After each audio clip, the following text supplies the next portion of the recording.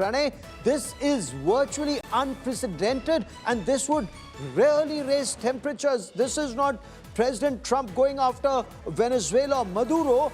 This is a Russian flagged ship. This is, in a way, USA versus Russia and perhaps USA versus China in days and weeks to come. Absolutely, Gaurav, and this is, I think, a Monroe doctrine in action now. We can see around the Caribbean, and if I read the statement put out by the U.S. European Command, that the Department of Justice and DHS is in coordination with the Department of War today announced the seizure of the merchant vessel Bella 1 for violation of U.S. sanctions. The vessel was seized in the North Atlantic pursuant of a warrant issued by the U.S. federal court after being tracked by the U.S. Coast Guard Monroe. So the U.S. Coast Guard ship Monroe was tracking this ship, and in fact now it has been detained.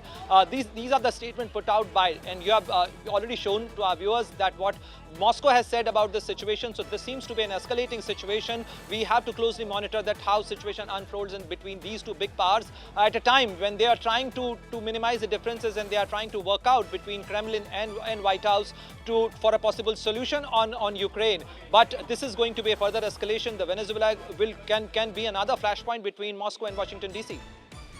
No, this would truly mean it's one law of the jungle.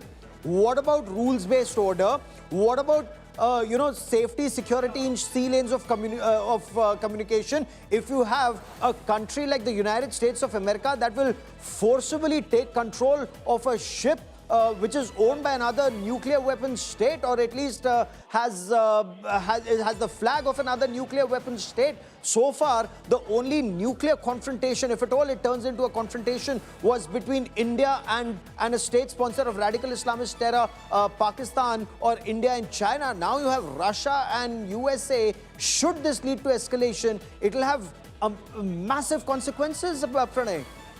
Absolutely, this is going to have major fallouts if these two powers come to such a brink of event, because you would recall, Gaurav, that the previous about nuclear confrontation between these two powerful states also happened in the Caribbean region, in the Latin American region, when the Cuban Missile Crisis happened. Cuban Missile Crisis. Absolutely. So if in that region, if there is another flashpoint which is brewing, then it is a matter of worry, and we have to see the kind of reaction coming from the Russia, from Moscow and from Kremlin, because they so far they have said that they are closely monitoring the situation. We have to see the veracity of all these claims and about the identity of this MV Bella and the stateless ship which is being claimed by the US Southern Command, where exactly they have detained, because there seems to be two incidents, and these two incidents, one is being reported by the US Southern Command around the Venezuela and Caribbean area. Another incident is being reported in the Northern Atlantic region